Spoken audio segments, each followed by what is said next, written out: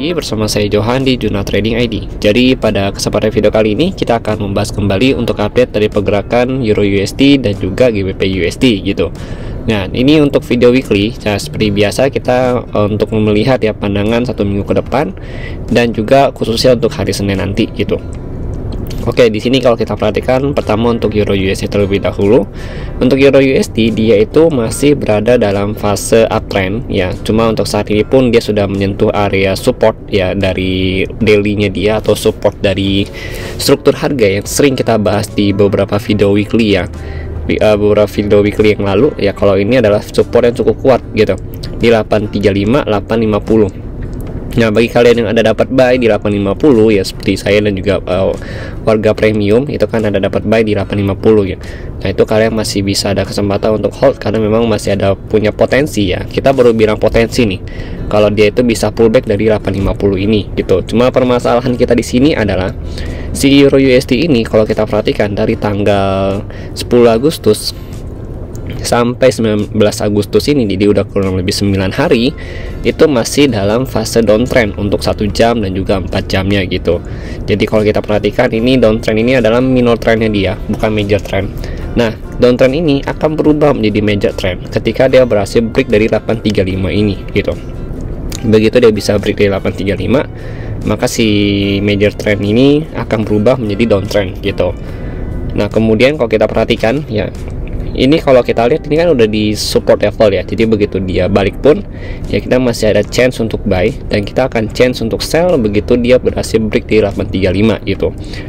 Kalau kita buy pun untuk saat ini itu udah running profit ya, kurang lebih kalau kita perhatikan di 27 pips ya untuk profitnya itu runningnya. Dan kalau kita lihat ini 877 899 ini masih jadi resistennya dia gitu, karena kalau kita lihat pun ya sudah sekitar 1 2 3 ya, ini udah 3 kali dari retest tapi masih gagal untuk break dari area ini gitu.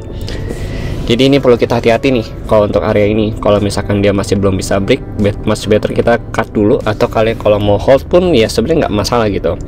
Yang penting utamakan pakai SF plus saja atau close sebagian gitu. Nah, kemudian kalau kita lihat lagi untuk 1 jam pun di sini ada bullish engulfing. Ini bullish engulfing pertama, ini bullish engulfing kedua. Jadi selama ini belum di break ya, ini masih ada potensi untuk dia naik. Tapi kalau kita mau hold lebih panjang lagi untuk posisi buy saat ini, ya minimal dia harus bisa break ke atas 899 ini gitu. Jadi kalau dia nggak bisa break nih di atas 899 ini, itu kita masih belum bisa hold untuk jangka panjang gitu. Oke, jadi itu ya kalau untuk Euro USD.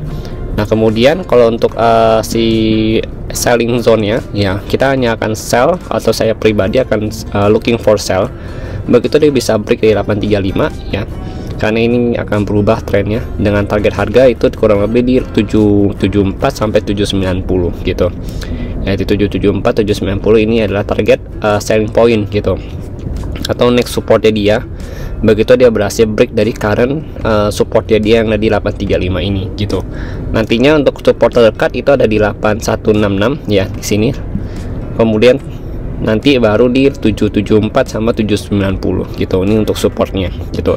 Paling kalau dia break dari sini pun kita coba bisa ngarepin yang cukup aman ya untuk buy, yang saya katakan ini cukup aman ya, yaitu ada di 774 ini gitu.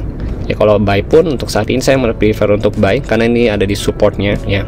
Kalau dia break support baru saya cari area sell gitu untuk Euro USD ini gitu. Oke, jadi kemungkinan kalau kita lihat juga akan ada potensi sideways dulu kalau dia belum bisa break sini, karena kalau kita perhatikan dari DXY pun ya, jadi kalau kalian main mata uang atau falas itu kita butuh lihat lawan mata uangnya gitu, atau lawan dari pair tersebut. Ini kan Euro USD, berarti dia dipasangkan dengan si USD kan. Nah, indeksnya USD ini adalah DXY. Nah, kita perlu lihat nih, kalau kita lihat dari si DXY ini dia masih uptrend gitu, dan ini kalau kita lihat pun dia potensi untuk break dari 103.53 gitu ya, dia potensi nih untuk break dari sini. Oke, karena kalau kita lihat ini dia bertahan nih di atas trendline-nya dia. Nah, ini agak bahaya. Kalau Euro USD berhasil break dari 103.53, berarti untuk si Euro USD ini sendiri ya, dia juga akan break dari 835 dengan target harga penurunan terendah dia worst case itu di 774 sampai 790 kembali gitu. Lalu kenaikan DXY nantinya itu bisa lanjut ke 104.36. Ini untuk resisten tertinggi dia. Lalu kemudian untuk resisten terdekat itu di 103.89 gitu. Oke, itu untuk DXY. Nah, kemudian ini kan kalau kita main mata uang, kita butuh yang namanya currency strength meter gitu. Ini cukup penting kan, memang saya udah buatkan videonya, cuman nanti akan saya upload di hari Senin untuk videonya di JTSC untuk CSM ini gitu. Jadi kalian nanti bisa lihat ya cara pakai CSM ini. Nah, si CSM ini nantinya bisa memberikan kita pandangan lebih ya ke market mengenai pergerakan untuk per falas ya. Jadi hanya untuk falas gitu. Kalau untuk komoditi ya seperti gold, oil ya, terutama gold atau XAUUSD itu kita pakai COT data sama open interest data gitu. Tapi kalau untuk falas ini kita pakai CSM gitu. Nah, untuk yang GTC ya, di GTC udah ada yang OI sama open interest data udah saya buat cara pakainya. Ya paling tinggal CSM aja nanti ya.